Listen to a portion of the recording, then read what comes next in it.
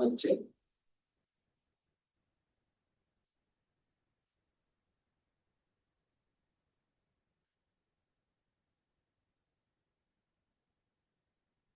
Okay sir, allowances क्या होता है? तो कुछ नहीं होता भाई, कैश में पेमेंट होती है, बस अलग अलग नाम से दी जाती है। ये लो तुम, तुम्हारा किराया का पैसा, ये लो तुम डेली आते हो ऑफिस तो ट्रांसपोर्ट का पैसा, ये लो तुम्हारे बच्चे हैं तो चिल्ड्रन एजुकेशन अलाउंस।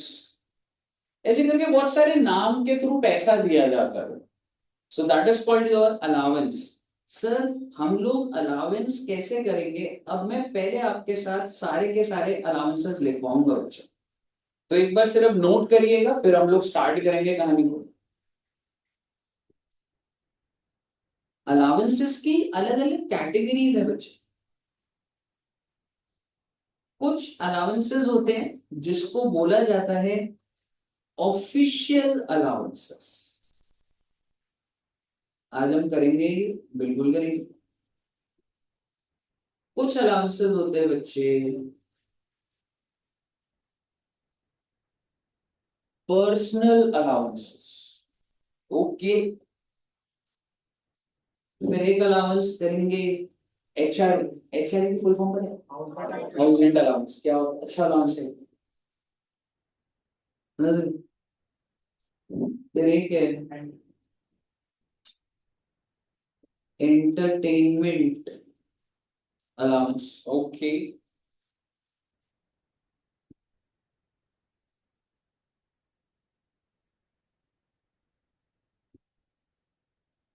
थोड़ी ना जगह की कमी पड़ेगी आगे ना, मैंने दो तीन बनाने। ठीक, allowance given to employ working in transport system. Sir ji क्या बोल रहे हो? छोड़ो ना बेटे, लिख लो एक बार। Official, personal, HRA, entertainment, allowance given to employees working in transport system. Then फिर दो कैटेगरीज आ रहे हैं। वन इज exempt अलाउंस, मतलब कुछ अलाउंसेस बिल्कुल exempt हो जाएंगे। Last is other allowance. Other allowance. Okay, तो ये है बच्चे आपके अलाउंसेस। और आपको ज्यादा लोड लेने की जरूरत नहीं, कल को आप नौकरी करोगे, ठीक है, आपको इन अलाउंसेस के नाम से पैसा मिलेगा। क्यों मिल रहा है सर इनके इनके नाम से पैसा? सीधा सीधा क्यों नहीं बोल सकते ये लो सैलरी, ये लो बेसिक? क्योंकि बेटे वो तो सारा टैक्सेबल हो जाएगा ना, इन नाम से मिलेगा ना। तो कुछ ना कुछ आप ये कह सकते हैं आपको बेनिफिट मिल जाएगा, कुछ एग्जेम्प्ट हो जाएगा, आप उस पर टैक्स में। क्लियर है जी? तो आइए, सबसे पहले मैं आपके साथ स्टार्ट कर रहा हूं official allowances. And if you want, आप ऑफिशियल अलाउंस के नीचे इसका रूल लिख सकते हैं, समझेंगे हम नीचे। अब रूल लिख सकते हैं, रिसीव और स्पेंड। सर ये क्या लिख दो बेटा, वो समझ नहीं आएगा, अभी भी आप सिर्फ नोट्स बना रहे हैं। रिसीव और spend which ever is less, वो क्या हो जाएगा जी? एग्जेम्प्ट हो जाएगा सर। इज क्या होता है सर? ये छोड़ो ना इसको, कहानी पूरी बनेगी। सर आपने जो ई लिखा है उसका फुल फॉर्म क्या है? मैडम, अलाउंस गिवन टू ई वर्किंग इन ट्रांसपोर्ट सिस्टम मतलब? एम्प्लॉय।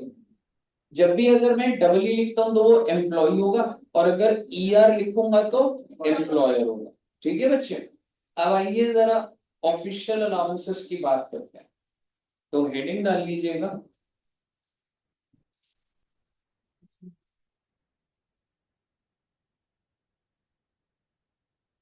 Official allowance.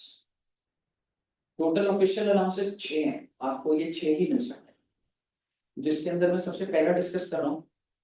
और सबसे पहला है ट्रैवलिंग अलाउंस। सबसे पहला है that is travelling allowance. Sir ji ये ट्रैवलिंग अलाउंस क्या होता है? मुझे एक बात बताओ, अगर आप कल को जॉब करोगे तो कह सकता हूँ ऑडिट फील्ड भी हो सकती है। ऑडिट समझते हो आप क्या होता है?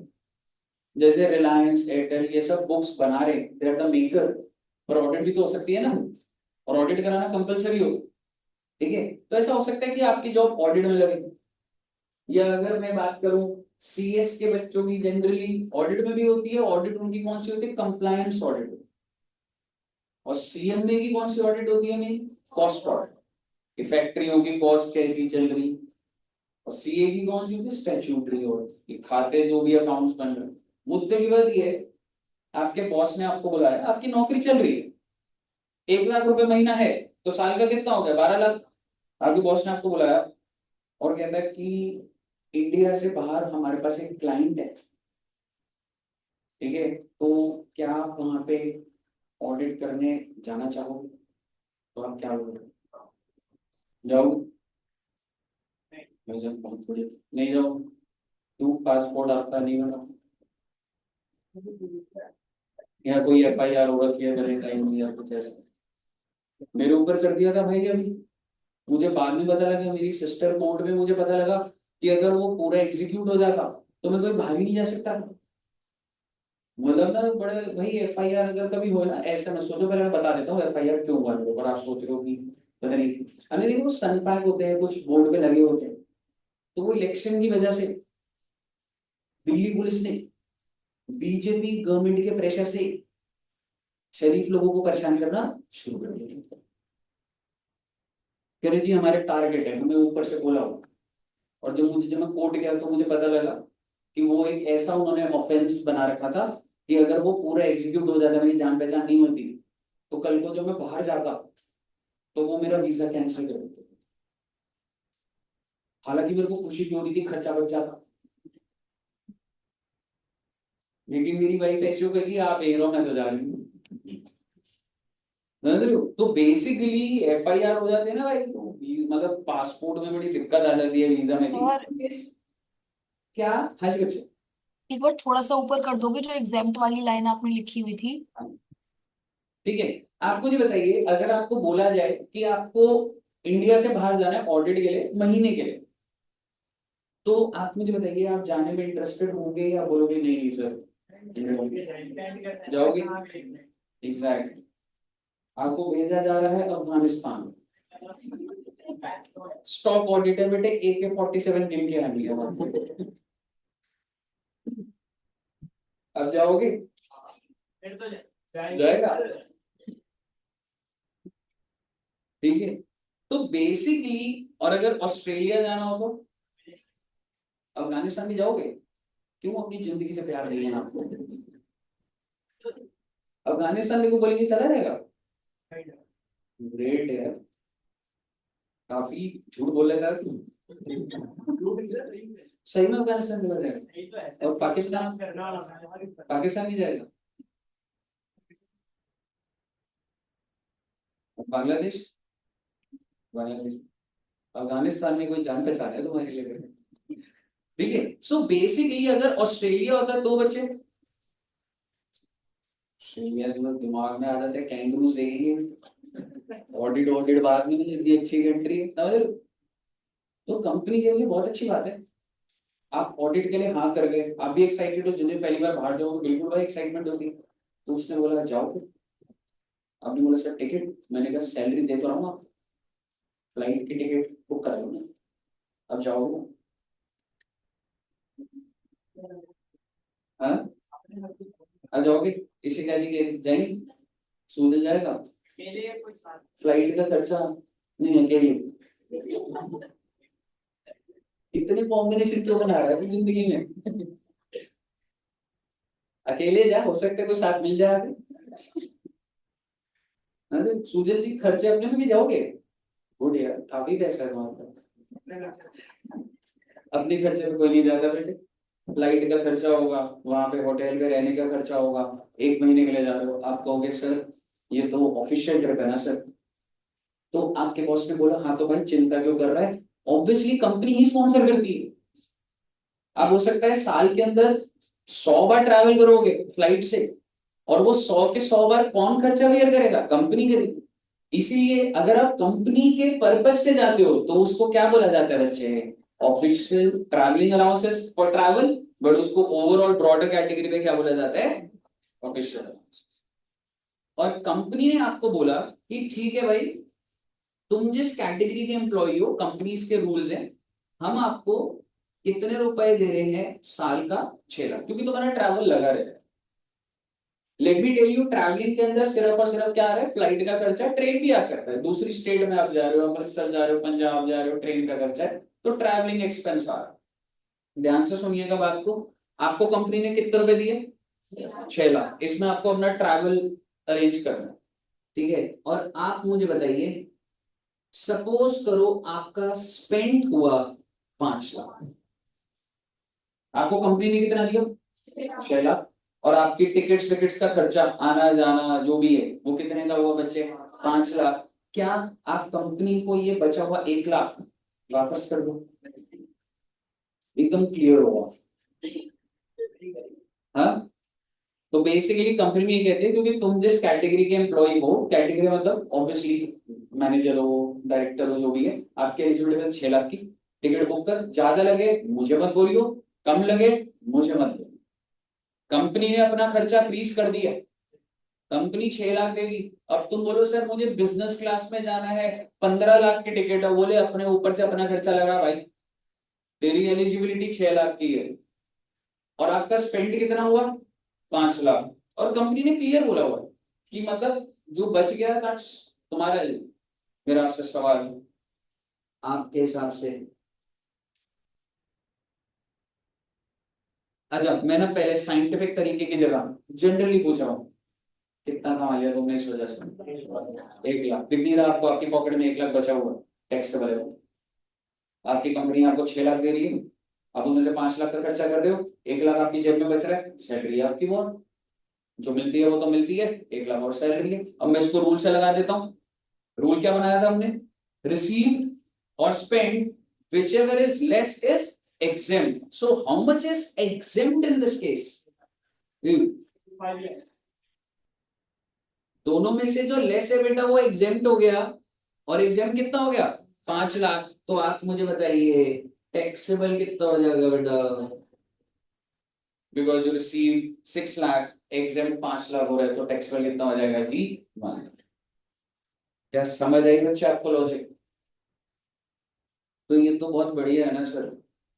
और इसी लॉजिक के बाद आपका एक दिमाग चलना स्टार्ट हो जाएगा कि सर अगर हम चाहे 5 लाख लगाएं, पर अगर हम ये दिखाएं कि हमारा तो 6 लाख का खर्चा है, तो बढ़िया हो जाएगा।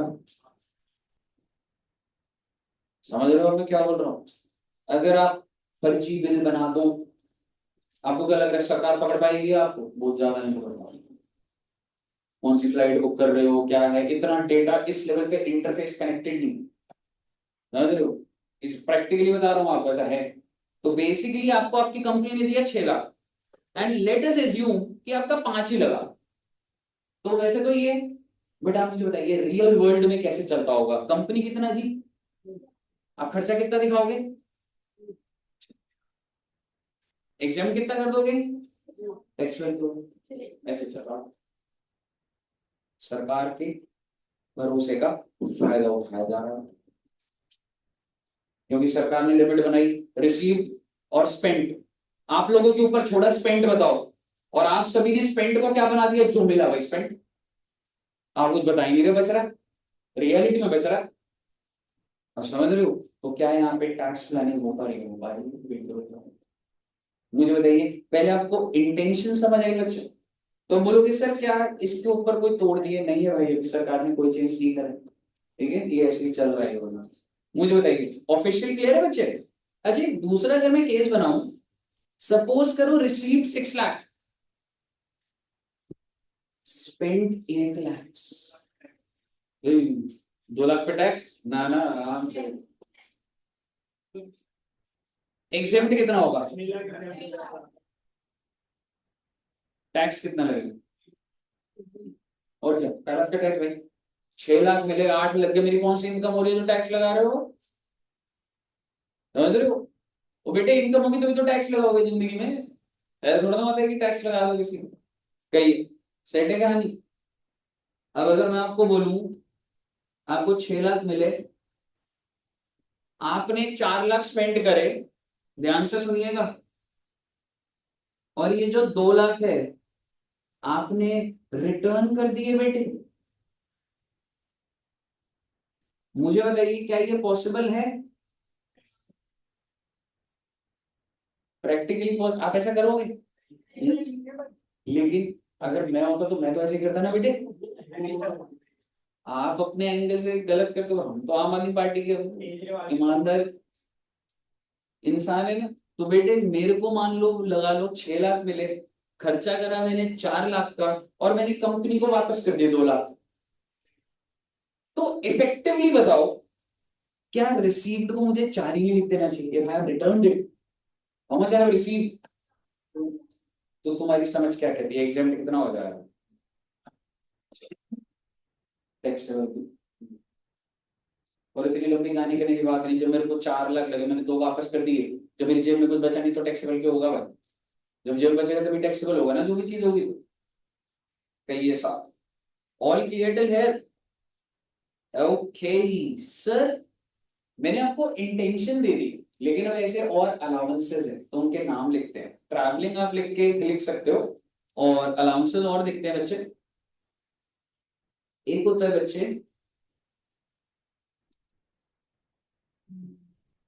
कन्वेंस अलाउंस, डिस्कस करूंगा सारे भी, फिर एक होता है बच्चे helper allowance,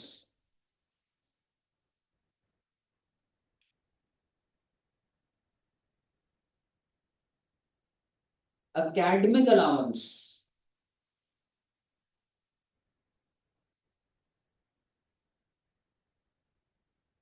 uniform allowance, and last is daily allowance। Total 6 होते हैं बच्चे ऑफिशियल अलाउंस में।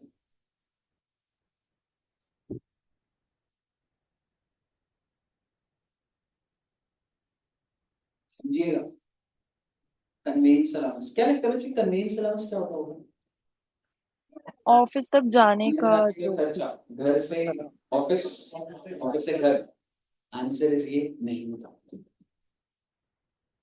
आप सभी बच्चों ने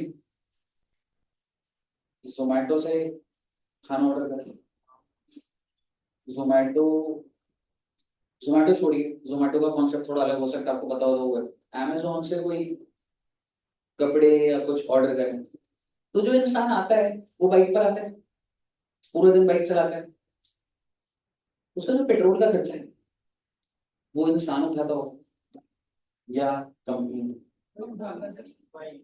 मान लो मैं अमेजोन कंपनी हूँ और आपको मैंने हायर करा, आपको क्या करना है, आपको सामान एक जगह से दूसरी जगह डिलीवर करना, तो आपकी सैलरी फिक्स होगी, कितनी सैलरी होती होगी उनकी, हम्म?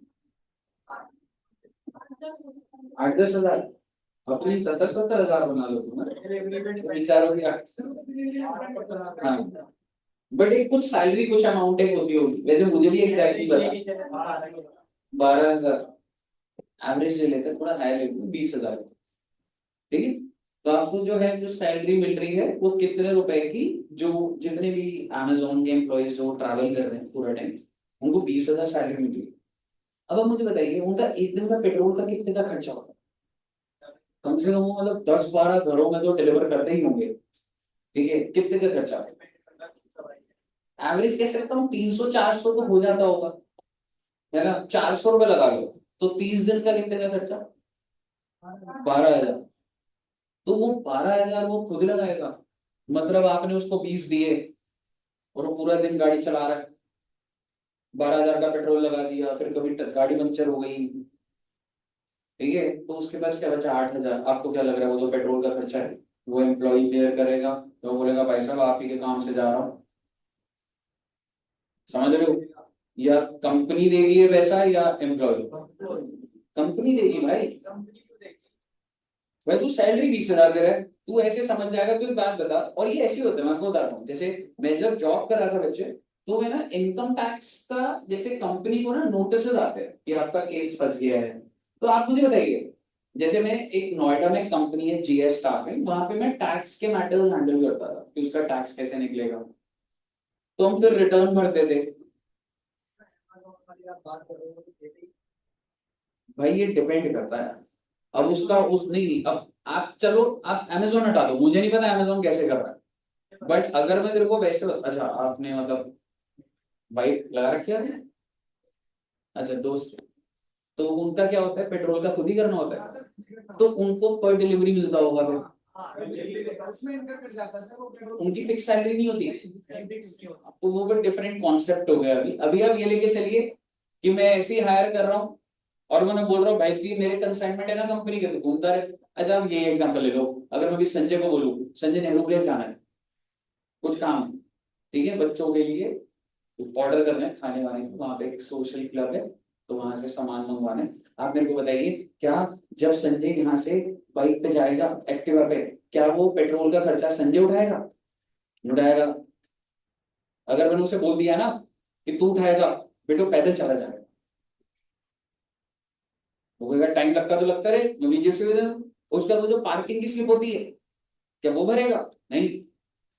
तो जो उधर जा रहा है वापस आ रहा है, ठीक है, तो वो सारा खर्चा कंपनी बेयर करती है। एंड गोइंग फॉरवर्ड कल को आप भी अगर इनकम टैक्स में, जैसे अगर मैं अपनी बात करूं तो मैं इनकम टैक्स डिपार्टमेंट जाता था, मेरा ऑफिस है नोएडा, वहां से मैं आईटीओ जाता, तो मैं गाड़ी से जा रहा हूँ 20 किलोमीटर। भाई मैं थोड़ा ना 20 किलोमीटर का पेट्रोल का खर्चा, ऑब्वियसली अब ऐसे नहीं बोलूंगा सर मुझे पहले पैसे दो मैं तब जाऊंगा। लेकिन आप अपना विजिट का एक ट्रैक बनाते हो कि मैं आज के दिन नोएडा से आईटीओ गया हूँ, आईटीओ से वापस आया हूँ, 50 किलोमीटर गाड़ी चली है, कंपनी का एक रेट होता है हम 10 रुपए पर किलोमीटर दे रहे हैं, मुझे 500 रुपये मिल जाएंगे भाई साहब। तो अगर मैं पूरे महीने में 10 बार जा रहा हूँ तो 5,000 का मेरा क्लेम है। वो डिटेल में समझ, कहने का मतलब ये है कि ड्यूरिंग जॉब अगर मैं आपको लोकली ट्रैवल कराऊं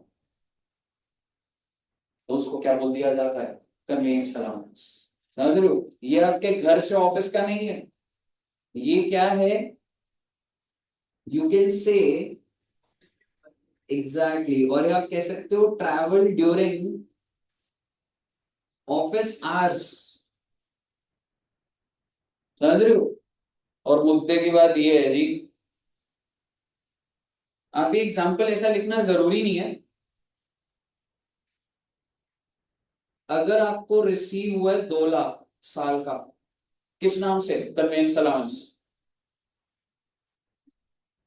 आपने स्पेंड कितना दिखाया, 1.5 लाख, सीधा सीधा बताओ टैक्सेबल कितना होगा, 50,000 हो जाएगा।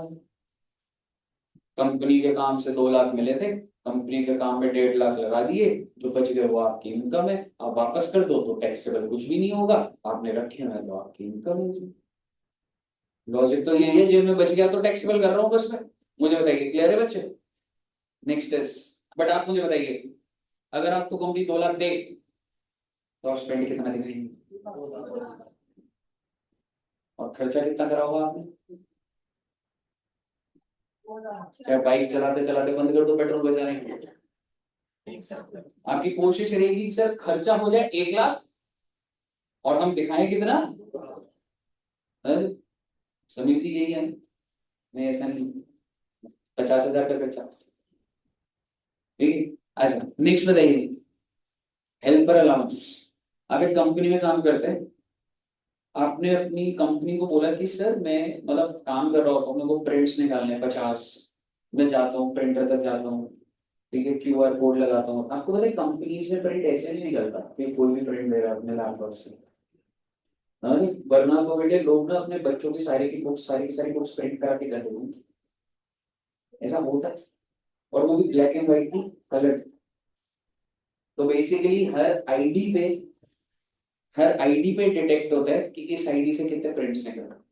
तो एक एम्प्लॉय वो कह रहे हैं सर अगर मैं पूरा दिन मान लो मेरे को कोई चीज प्रिंट करानी है, मैं उसके बाद मशीन के वहां जाऊँ, फिर वो 200 पेज निकल रहे हैं, फिर मैं उसको स्टेबल करूँ, सर ये नॉन प्रोडक्टिव काम है सर मेरे को।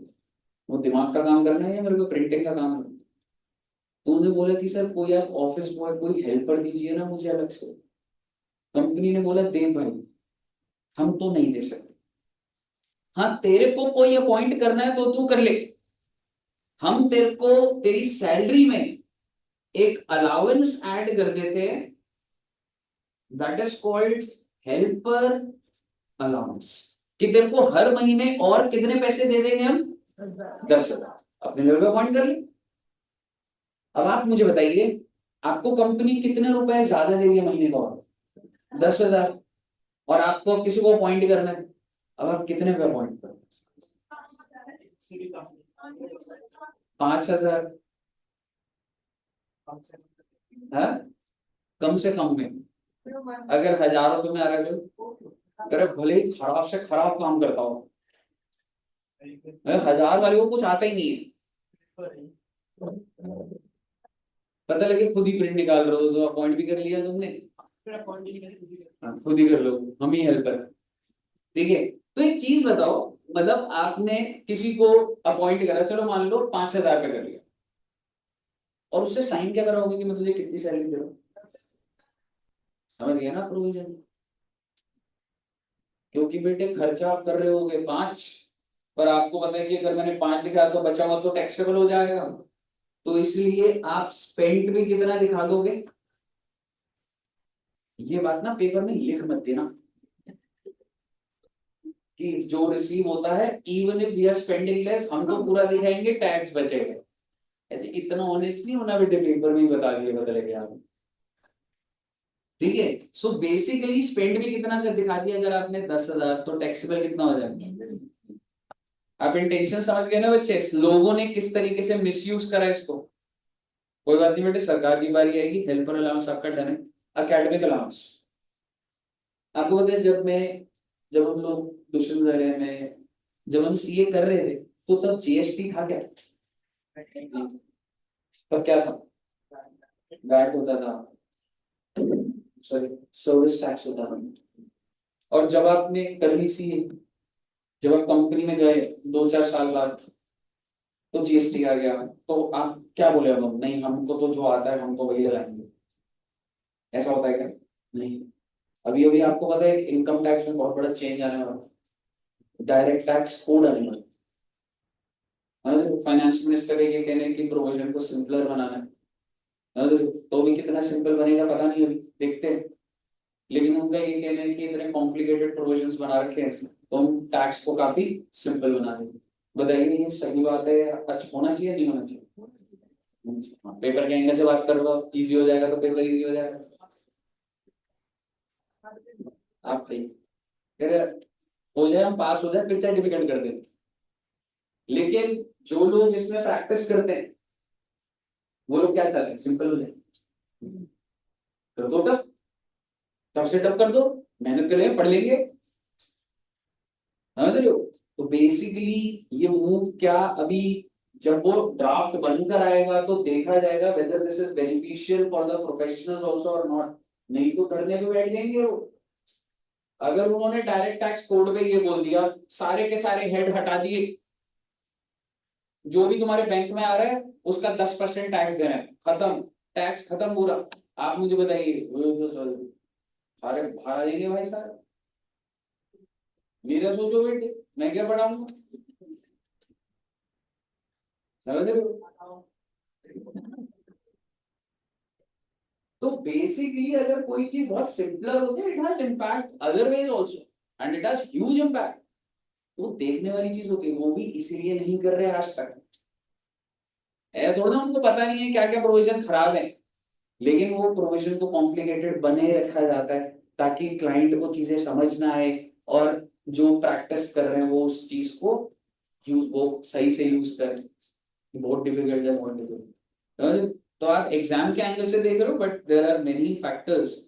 मुद्दे की बात ये है, एकेडमिक अलाउंस ये होता है, कंपनी आपको बोलती है भाई आप सेमिनार अटेंड करिए, आईएफआरएस आ गया है, जीएसटी आ गया है, अपनी नॉलेज को ब्रश अप करिए, और उसके लिए कंपनी पैसा देगी। और देती है कंपनी वैसा। और कंपनी ने बोला कि हम आपको 1 लाख रुपए देते हैं, जाइए get the best seminar, go in the best seminar. आपको कंपनी ने कितने दिए? अब आप कितने वाला सेमिनार ढूंढोगे? 1 लाख वाला या 40,000? 10,000?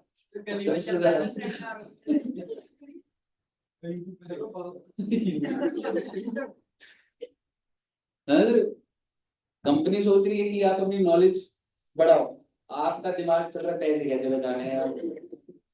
सो बेसिकली 1 लाख रुपए कंपनी ने आपको दिए, और मान लो आपने कितने का सेमिनार लिया?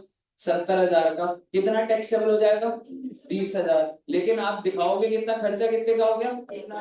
टैक्सेबल नहीं। ऐसा लोग करते हैं, आपने नहीं करना बेटे ऐसा।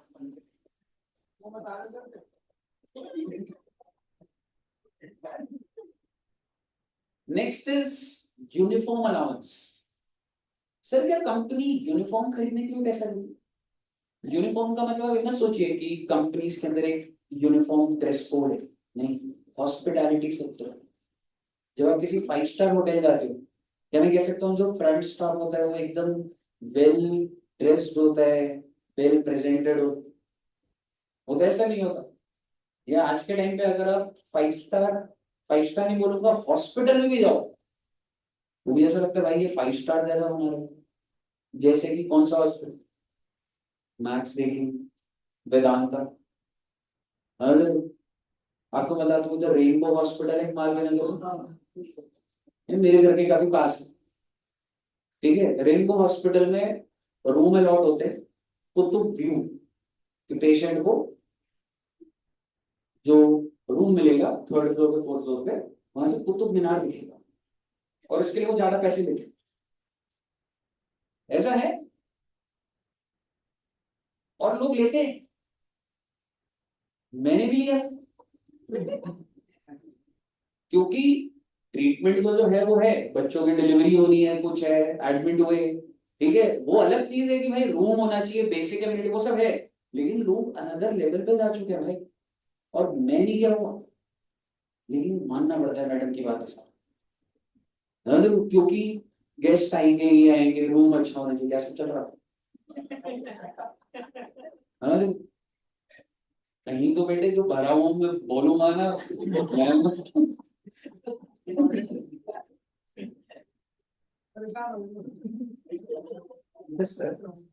देखिए, सो दिस इज, ये आइडियोलॉजी है, बिलीव मी। ठीक है, तो बेसिकली यूनिफॉर्म अलाउंस क्या होता है कि वो ये जो स्टाफ है ना, हॉस्पिटैलिटी क्या होता है, 5 स्टार होटल्स हो गए, हॉस्पिटल्स हो गए, वो अपने स्टाफ को कहते हैं हम तुम्हें 20,000 रुपये महीने का और देंगे, बस आप वेल ड्रेस्ड होकर आइए, पुराने कपड़े मत आइए। वो पैसे ज्यादा देंगे आपको, समझ रहे हो। तो बेसिकली ये मिलता था बच्चे। ठीक है, तो आप मुझे बताइए, अगर आपको 20,000 रुपए पर मंथ, 20,000 ज्यादा बोल रहे हैं, 10,000 पर मंथ, 20 एग्जाम्पल ही अभी, तो आपको 20,000 पर मंथ दे रही है कंपनी, आपको इसकी शॉपिंग करनी पड़ेगी, तभी तो एग्जामेशन मिलेगी। आप मुझे बताइए, आप कितने की शॉपिंग करेंगे? 20,000 या 15,000 की? कंपनी की रिक्वायरमेंट, कंपनी तेरे को 20,000 दे रही है, ठीक है, अब तेरे को उनको ये दिखाना है कि भाई मैंने तो कपड़े खरीदे हैं, तो कुछ जहां मर्जी से खरीद, Adidas, Nike, local, Friday market, जो तेरे को ठीक है, सरोजनी नगर, और हाँ, अब क्या बात है मैडम, ऐसे आपको सारे हेड के चार्जिंग सेक्शन याद है?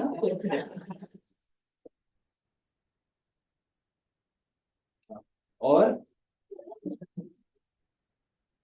ठीक है, सो बेसिक, हाँ चांदनी चौक भी है, कमला नगर, पहले नाम लिख लेते हैं, छोड़ो ये वाला। ठीक है, सो बेसिकली आपने स्पेंड करा मान लो 12,000 रुपये, टैक्सेबल कितना हो जाएगा? लेकिन आप मुझे बताइए, क्या कपड़ों के बिल नहीं बन सकते? बन जाएंगे। कौन देखने जा रहा है बेटे? सरोजनी नगर में कौन सी मार्केट से खरीद कर आए हो? 500 मार्केट है, मैं तो वहां से खरीद के आया हूँ, और बिल बना दूंगा फर्जी, कोई चेक करने जा रहा है? कोई नहीं जा रहा। कहने का मतलब ये है, 20,000 मिले तो दिखाओगे भी कितना? 20,000। और चाहे आपने कपड़े खरीदे हैं 10,000 के 5,000, तो ये रियलिटी है, समझ रहे हो? मैं आपको हर उस पे सेम ही बात बता रहा हूँ। लास्ट पॉइंट रह गया बस हमारे डेली अलाउंस। एक बात बताइए, जब आपको आउटसाइड इंडिया भेजा जा रहा था तो आपके लिए ट्रैवलिंग अलाउंस का पैसा दिया जा रहा था बच्चे, रहने का कौन उठाएगा खर्चा,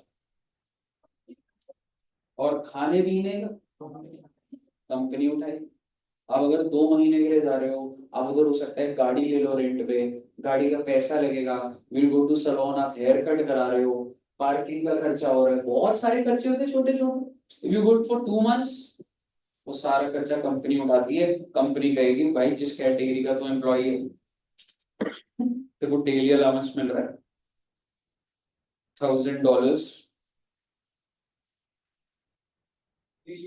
मान के चलो पर मंथ, ठीक है, $1,000 में, और आपने स्पेंड कितना करा, $700, टैक्स वाले कितना हो जाएगा। डेली अलाउंस वही होता है बेटा कि आपका डे टू डे खर्चे का, अगर आप बाहर जा रहे हो, whether it be outside India और outside Delhi, outside your place of job, तो आपको जो भी पैसा मिल रहा है वो डेली अलाउंस।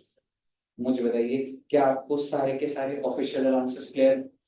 एक बार नाम बता दो। सर हेल्पर अलाउंस एक बार बता दो। एक मिनट आ रहा हूँ मैडम हेल्पर पे। हाँ जी, सबसे पहले कौन सा था? Travelling allowance. दूसरा कन्वेंस अलाउंस। देन कौन सा? Helper allowance, academic allowance, uniform allowance और daily allowance. Okay, helper allowance होता है मैडम, आपको कंपनी एक एम्प्लॉय हायर करके नहीं दे रही, आप ही हायर कर रहे हैं, बट पैसा आपको मिल रहा है, then you will pay further. तो आपको रिसीव हो रहा है 10,000 और आपने अगर स्पेंड करा उस पर 8,000, तो 2,000 टैक्सेबल हो जाएगा। कहिए साहब, क्लियर है? Okay sir. सरकार को समझ आ गया कि ये जो ऑफिशियल अलाउंस है ना, ये तो बेकार ही निकले, मिसयूज हो गया ये तो, क्योंकि जितना कंपनी देगी उतना एम्प्लॉय क्या दिखा रहा है, स्पेंड, और उससे पूछो स्पेंड कैसे करा, वो बिल भी दिखा रहा है, और बिल चेक करने के लिए इंफ्रा कहां से लाएगी सरकार? आप बोल रहे हो आपने सरोजी नगर से खरीदा, मैं क्या किसी इनकम टैक्स वाले को भेजूंगा भाई ये बिल सच है कि नहीं है? पॉसिबल ही नहीं है, मिसयूज तो हो गया बेटे। तो अब सरकार ने बोला कि अब हम अलाउंसेस कौन सी कैटेगरी में डालेंगे, पर्सनल। और सरकार को समझ आया कि अब की बार रूल हम क्या लिखेंगे, रिसीव्ड और स्पेंट नहीं लिखूंगा, नहीं तो आप फर्जी बिल बना दो। रिसीव और लिमिट स्पेसिफाई, गवर्नमेंट बताएगी, whichever is lower is exempt। मतलब 13-14 अलाउंसेस है, मैं भी आपको 4-5 कराऊंगा, बाकी हमको बस याद करना होगा, जगह छोड़ेंगे बस। और जिसमें सबसे पहला अलाउंस है बच्चे, तो पर्सनल अलाउंस में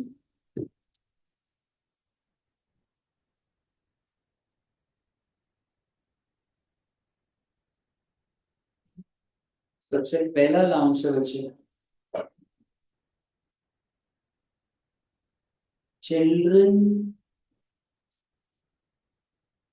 एजुकेशन अलाउंस। एक बात बताइए, क्या ऐसा हो सकता है कि जो एम्प्लॉय है वो मैरिड और उसके बच्चे हों? हो सकता है सर, बहुत नॉर्मल बात है सर, तो ऑब्वियस बात है सर, ऑब्वियस नहीं होता बेटे, जरूरी नहीं है हर इंसान की शादी हो जाए।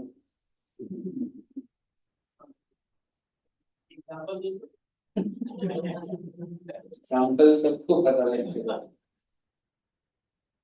सो बेसिकली सरकार ने बोला कि अगर आपकी कंपनी आपको पैसा दे, किस नाम से दे कंपनी पैसा, चिल्ड्रन एजुकेशन। तो एग्जाम्पल के लिए आप समझिए, एम्प्लॉयर ने एम्प्लॉय को अलाउंस दिया है किस नाम से, चिल्ड्रन एजुकेशन। आपके हिसाब से कितना महीने का बच्चे की एजुकेशन पे देना चाहिए, मतलब रीजनेबल? एक एम्प्लॉयर अगर सोचे कि भाई मेरा एम्प्लॉय इधर आ रहा है, उसके बच्चे का खर्चा वर्चा कुछ है स्कूल का, कितना? 25,000?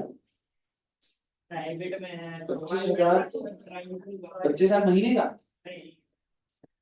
25,000 तो बहुत ज्यादा बोल दिया तुम।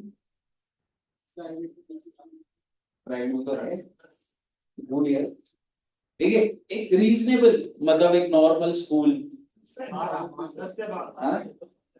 10,000 ले लेते, ठीक है।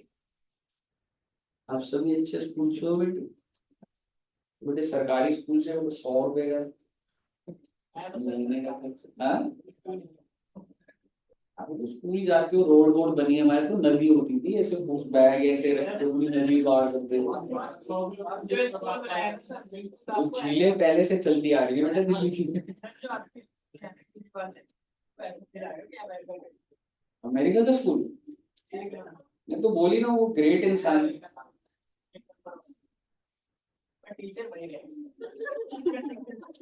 धीरे धीरे चेंज, ठीक है। सो बेसिकली एम्प्लॉयर ने एम्प्लॉय को महीने का कितना दिया बच्चे? ओके, तो भाई को रिसीव कितना हुआ साल का अगर मैं बोलूं तो 1 लाख। और सरकार ने बोला कि मैं इससे पूछूंगा ही नहीं इसका खर्चा क्या है, वरना ये बिल बनाकर आ जाएगा। समझ रहे हो? कोई भी स्कूल बोल देगा यहाँ पे इतने का बिल है, मैं कहाँ चेक करने जाऊंगा सारा। तो सरकार ने बोला हम लिमिट अब हम सेट करेंगे। आप मुझे बताइए कितने रुपए की लिमिट सेट करें?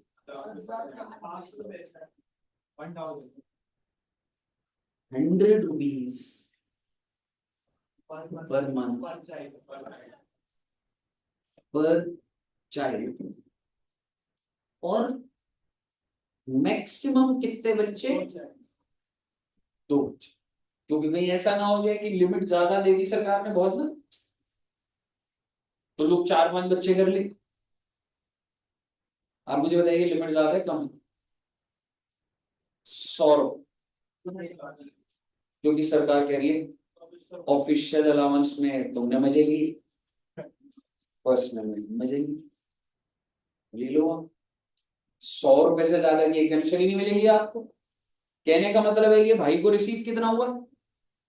1,20,000 साल का। एंड मान लीजिए ही एज अ सिंगल चाइल्ड, ठीक है। तो आप मुझे बताएंगे कि 100 रुपए पर मंथ है तो 12 से ही तो कर दूंगा, इससे ज्यादा क्या कर दूंगा मैं?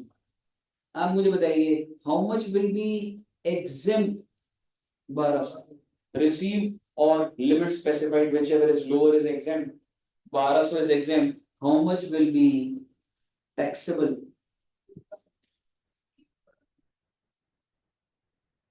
1,18,800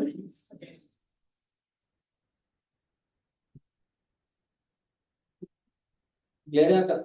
और अगर इसके 2 बच्चे होते तो 2,400 माइनस कर देते, और अगर 3 होते तो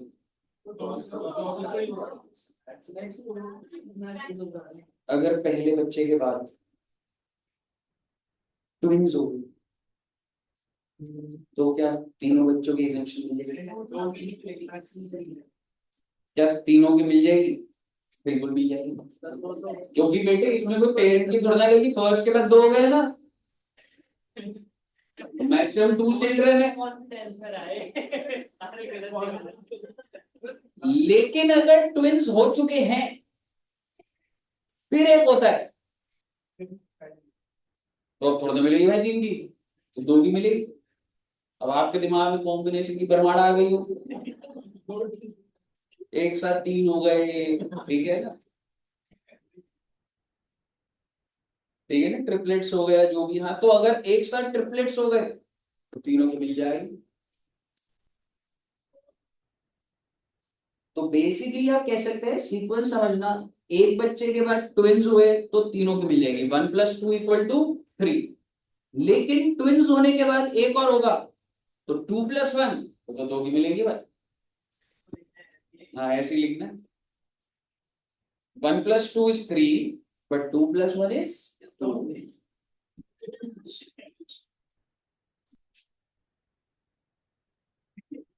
ऐसे ही बोल रहा हूँ बेटे, वैसे हो गया है। अगर 1+3 होता तो क्या केस है? 4, और 3+1 होता तो लॉजिक समझ लिया ना आपने। सरकार कह रही है मैक्सिमम 2 चिल्ड्रन। सर पेपर में आ जाता, बिलीव नहीं आ जाता है। आ जाता है।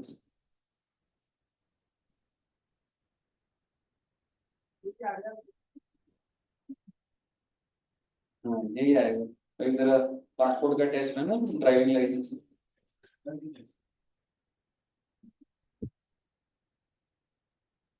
उनको बोलिए 1+2 is 3 + 2 + 1 is 2।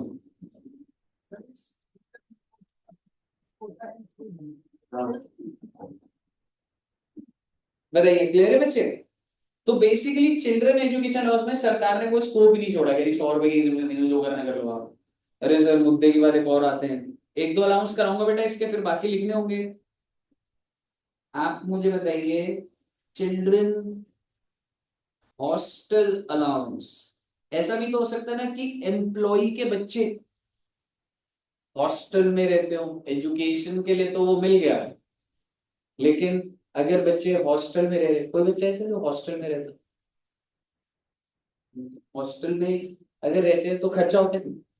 अगर पेरेंट्स ने बच्चे को हॉस्टल में डाला हो, तो आप मुझे बताइए, तो सरकार कह रही नहीं यार अगर ऐसा है तो मान लो कंपनी कुछ पैसा दे रही है, वो तो कंपनी की मर्जी, 1000 दूं, 2000 दूं, 10,000 दूं, जो मर्जी दूं, लेकिन सरकार क्या कह रही है, मैं कितना एग्जाम करूंगी।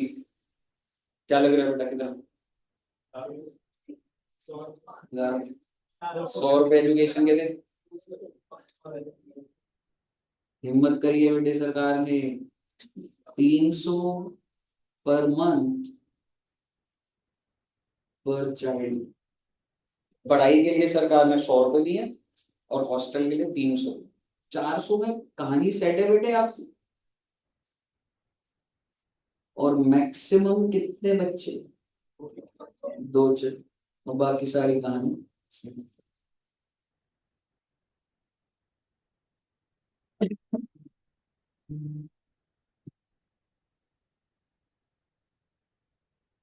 Third is transport allowance. Transport allowance होता है बेटा घर से ऑफिस का खर्चा और ऑफिस से घर का खर्चा, इसको बोला जाता है ट्रांसपोर्ट अलाउंस। कि अगर आपकी कंपनी आपको कुछ पैसा दे रही है कि यार तुम डेली आते भी हो, तो उसके लिए ट्रांसपोर्ट अलाउंस मतलब 5,000 रुपए पर मंथ मिल रहा है तुम्हें ट्रांसपोर्ट, तो सरकार ने कितने की लिमिट सेट करी हुई है? 1600 पर month। मुझे बताइए ये तो थोड़ी सी रीजनेबल है। 1,600 रुपए अगर मेट्रो से आ रहे हो या कुछ है, 1,600 पर मंथ, लिमिट हट गई। जो लिमिट सही थी बेटे वो हटा दी, फुली टैक्स। आगे सुनिएगा, एक लिमिट थी 1,600 पर मंथ और एक लिमिट है बेटा 3,200 पर मंथ। कौन सी बड़ी है? लेकिन ये जो 3,200 है ना, वो हैंडीकैप के लिए, तो बढ़िया के चक्कर में प्लानिंग मत कर देना। यानी कि 1,600 जो है वो नॉर्मल थी, और जो डिफरेंटली एबल्ड एम्प्लॉइज है उनके लिए 3,200 थी। तो सरकार ने क्या कहा कि नॉर्मल लोगों की तो एग्जेम्पशन ही हटा दी बेटे।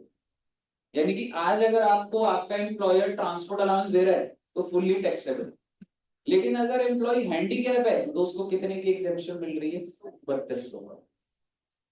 एग्जाम्पल लिख देता हूं यहां पर, एम्प्लॉयर एम्प्लॉय और वो पे कर रहा है transport allowance,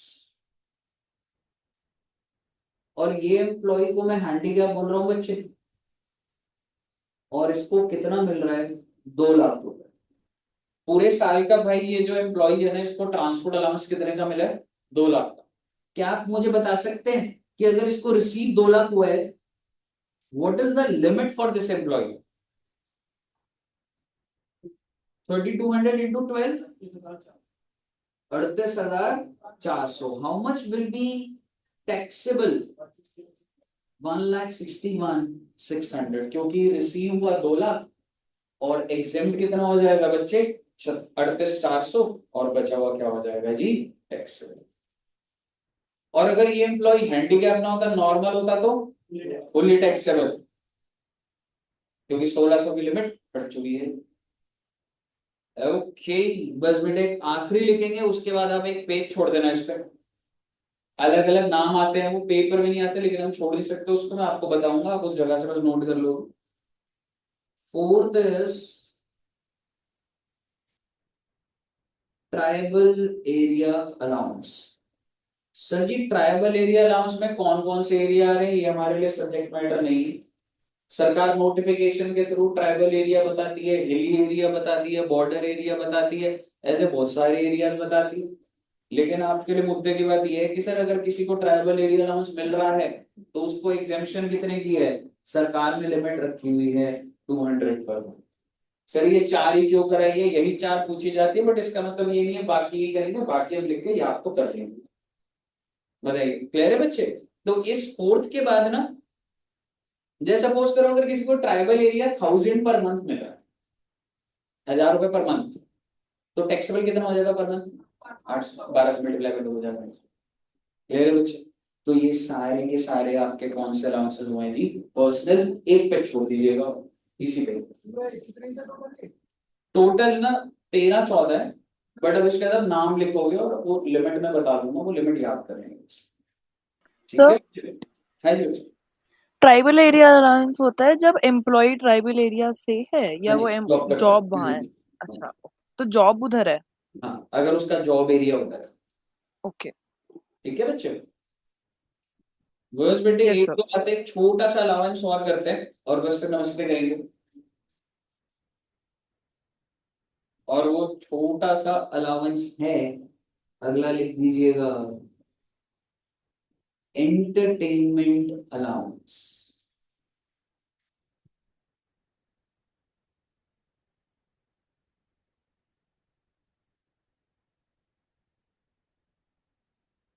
sir entertainment allowance जो होता है उसका एक दूसरा नाम होता है बच्चे, दैट इज कॉल्ड सम्चुअरी अलाउंस। सम्चुअरी, तो पेपर में अगर आ जाए ना सम्चुअरी, तो वो एंटरटेनमेंट अलाउंस की ही बात करते हैं। नहीं, बोल रहा है सम्चुअरी है, मतलब, और आपकी मर्जी है इसमें। अच्छा एक बात बताओ, एंटरटेनमेंट अलाउंस ना या तो गवर्नमेंट एम्प्लॉय को मिलेगा या फिर नॉन गवर्नमेंट एम्प्लॉय को, और पैसे मिल रहे हैं बेटे, कुछ नहीं है। सर उसमें कुछ खर्चा एंटेड कुछ नहीं करना, इस नाम से पैसा मिल रहा है। समझ रहे हो? किस नाम से आपकी कंपनी आपको पैसा दे रही है? कुछ भी 2, 4, 5 हजार, 10 हजार, एंटरटेनमेंट अलाउंस है। अब डिपेंड करता है कि आप गवर्नमेंट एम्प्लॉय हो या नॉन गवर्नमेंट हो। ध्यान से सुनिएगा, अगर आप गवर्नमेंट हो it will be first included in salary. अच्छा जी, यानी कि आपकी सैलरी में जोड़ा जाएगा पहले ही। मान लो आपको 50,000 पर मंथ मिल रहा था, 5,000 का एंटरटेनमेंट अलाउंस और है, तो आपकी सैलरी कितनी होगी? 55,000 हो गई। तो मैं इंक्लूड कर दूंगा, चाहे तुम गवर्नमेंट एम्प्लॉई हो चाहे नॉन गवर्नमेंट हो, दोनों में सेम ट्रीटमेंट है। तो यहाँ पे भी यही लिख रहा हूं, it will be included in salary.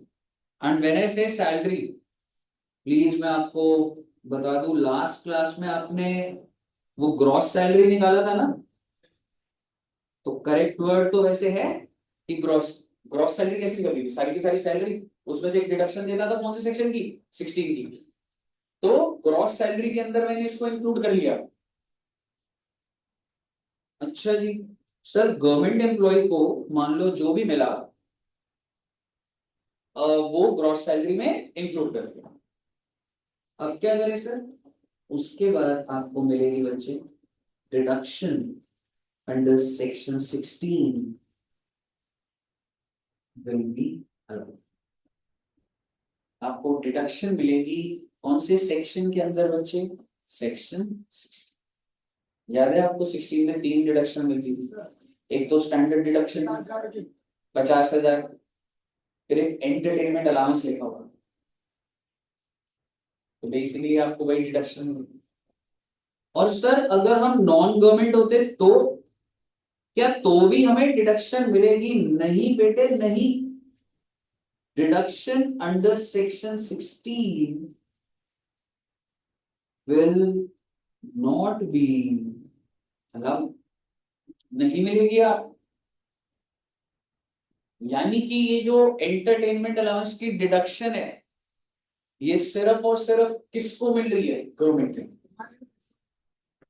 अगर आप एक private company, Reliance, Airtel, Infosys, किसी भी कंपनी, पब्लिक लिस्टेड कंपनी तो सरकारी थोड़ा होती है वो, सरकारी कंपनी तो ओएनजीसी, समझ रहे हो, और government company CAG, controller auditor general, अब अपने आईसीआई, सीएमए, आईसीएसएमएन वगैरह, वो सरकारी संस्थान है। गवर्नमेंट स्कूल्स, गवर्नमेंट ऑफिस हो गए, पीएसयू सेक्टर हो गए, सरकारी बैंक हो गए, तो वो आप गवर्नमेंट एम्प्लॉय कहलाते हो। मुद्दे की बात ये है, डिडक्शन गवर्नमेंट एम्प्लॉय को मिल रही है, नॉन गवर्नमेंट को, और गवर्नमेंट को यू मिल रही है भाई, least of following will be allowed as deduction।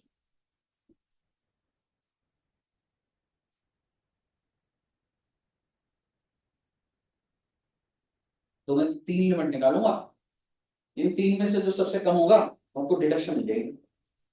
सबसे पहली एक्चुअल रिसीव, मतलब आपको एंटरटेनमेंट अलाउंस मिला कितना। सपोज कर लीजिए, एग्जांपल भी यही बना देता हूं, मान लो इस एम्प्लॉय को कितने रुपए का एंटरटेनमेंट अलाउंस मिला है, 60,000। हर महीना कितना मिला, तो 5,000, तो 5,000 इंटू 12 कितना हो गया, 60,000। ठीक है, अच्छा एग्जांपल बना दूंगा, यानी कि इसको पर मंथ 5,000 मिला इंटू 12। तो आप समझ रहे हैं, सबसे पहले तो मैं इसकी सैलरी में ऐड कर दूंगा कितना, 60,000। सैलरी में तो ऐड होगा ना पहले, उसके बाद डिडक्शन की बात होगी। तो पहले तो मैंने उसकी सैलरी में ऐड कर दिया बेटा, और उसके बाद अब मैं बोल रहा हूँ भाई तेरे को डिडक्शन मिलेगी, जिसमें सबसे पहली लिमिट क्या हो गई आपकी, पहले 60,000। दूसरी लिमिट होती है बच्चे 20% of basic salary. Now suppose his basic salary, example के लिए बोल रहा हूँ बच्चे, साल की कितनी है बच्चे, 2 लाख पर annum साल। तो 2 लाख का 20% निकालोगे तो कितना आएगा, 40,000। 2 लाख का 20% आ जाएगा बच्चे 40,000।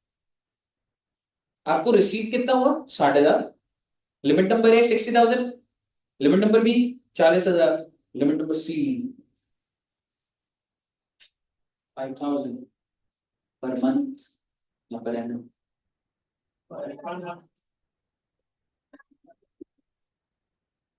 सरकार कह रही है जितनी मर्जी वर्किंग करते रहो, 5,000 से ऊपर की डिडक्शन मिलेगी। अगर एक्चुअल आपका लिमिट नंबर है 60,000, लिमिट नंबर बी है 40,000, और लिमिट नंबर सी है 5,000, फिक्स है भाई 5,000। 5,000 रुपए दूंगा ही नहीं मैं डिडक्शन। तो आप मुझे बताइए, ले देके तुम्हें डिडक्शन मिली कितने की, 5,000, और ले देके टैक्सेबल कितना हुआ, 55, क्योंकि 60,000 तुमने सैलरी में जोड़ा था, और नीचे डिडक्शन कितने की मिली आपको, 5,000। तो एंटरटेनमेंट अलाउंस की 5,000 से ऊपर डिडक्शन। आपको एक एक वर्ड ध्यान रखना पड़ेगा बच्चे, लिमिट नंबर एक एक्चुअल रिसीव, दूसरा क्या है 20% ऑफ बेसिक सैलरी। अगर तो ऐसे नहीं है कहीं पे भी आप कुछ भी लिख लो, 20% ऑफ सैलरी लिख दोगे तो गलत हो जाएगा। कितनी सारी जगहों पे ये सैलरी का मतलब बदलता जाएगा। तो आपको जो नोट्स में लिखवा रहा हूँ एकदम एग्जैक्ट आपको समझना है, रजिस्टर करना अपने दिमाग। पांच नहीं, थर्ड वाला क्या है? एक मिनट, मान लो लिमिट नंबर ए होती 4000, ये 2000 आती है और ये 5000, अब बता मुझे, अब क्या एग्जाम करता तो 2000 नहीं करता? वो तो डिपेंड करता है ना भाई,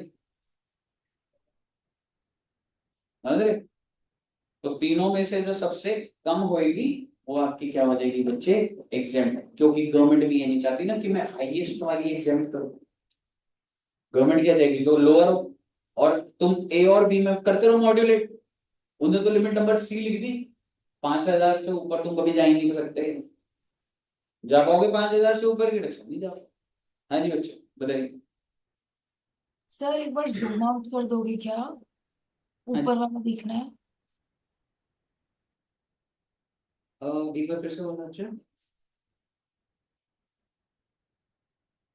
अच्छा, एक चीज बताना मुझे, अगर ये नॉन गवर्नमेंट एम्प्लॉय होता तो इसकी ग्रॉस सैलरी में मैं कितना जोड़ता? 60,000। And will he get any deduction? No, deduction नहीं मिलती उसको। और अगर ये गवर्नमेंट है तो इसका मतलब आपने जो लास्ट क्लास में फॉर्मेट बनाया था, वहां पे नीचे एंटेड मैंने उसे माइनस करा था, अब वहीं पे ब्रैकेट में लिख सकते हो ना, गवर्नमेंट एम्प्लॉय के लिए है वो, समझ रहे हो? उस गवर्नमेंट एम्प्लॉय के लिए तो है वो, जो हमने फॉर्मेट बनाया था लास्ट क्लास में, जहाँ पे हमने स्टैंडर्ड डिडक्शन दी थी, फिर एंटेड लिमिट बनेगा तो वहां पे छोटा सा लिख दो, it is for government employ. कहिए साहब, यहाँ तक एकदम clear? Very very very good. तो सर जी यहाँ तक रखते हैं, नेक्स्ट क्लास में मेरी कोशिश होगी बेटा मैं आपको अलाउंसेस खत्म करा दूंगा, हालांकि हो सकता है एक क्लास और लगे, प्रैक्टिस भी करनी है आपको, ठीक है? बट लेट्स सी, अगर नेक्स्ट क्लास थोड़ी सी हैवी अकाउंट्स की रख के ना, लंबी क्लास, ठीक है, तो प्रैक्टिस और वो नेक्स्ट क्लास में कोशिश करूंगा कि अलाउंसेस आपको खत्म हो। अभी आपने कोई क्वेश्चन प्रैक्टिस नहीं करना, अभी आपको सिर्फ ये बस बातें याद होनी चाहिए बस। ठीक है बच्चों? और जो प्रीवियस क्लास थी ना, मतलब पहले वाली क्लास, आप उसकी लाइक टैक्स की और ऑडिट लाइक अकाउंट्स की दोनों की वीडियो अपलोड कर दोगे क्या प्लीज? वो वाली तो भेज दी होगी, आई थिंक टैक्स की सैलरी वाली कर मतलब लास्ट क्लास में क्या दो। हुआ था, एडवांस टैक्स के क्वेश्चंस हुए थे सर, या क्या हुआ था? नहीं, सैलरी की क्लास 1 हुई थी बच्चे लास्ट पर, अच्छा ठीक है सर। ठीक है, और वो मेरे पास है, मैं एक बार ग्रुप में डाल दूंगा, सैलरी क्लास 1 2 3 मेरे पास इमीडिएट रही है, ठीक है बच्चे? ठीक है सर। चलिए तो इतना रखते हैं बच्चे, और थर्सडे को ना कंसोलिडेशन का टेस्ट है, ठीक है? सीएस के बच्चों का भी हो गया था ना कंसोलिडेशन, सारी क्लासें ली आपने, देखा होगा उधर बैठे थे, ऊपर बैठे थे इसके, टेस्ट नहीं दिया ना तो ऊपर ही उठा दूंगा, सब ऊपर से गया है, तो ट्राई करो ना, ठीक है? नहीं नहीं, इस थर्सडे हो जाएगा कंसोलिडेशन, आप केपेबल हो यार, सर इस थर्सडे बोल रहे हो ना आप? कंसोलिडेशन, हाँ जी, दिस थर्सडे ठीक है। ठीक है बच्चों, चलिए okay, thank you very much.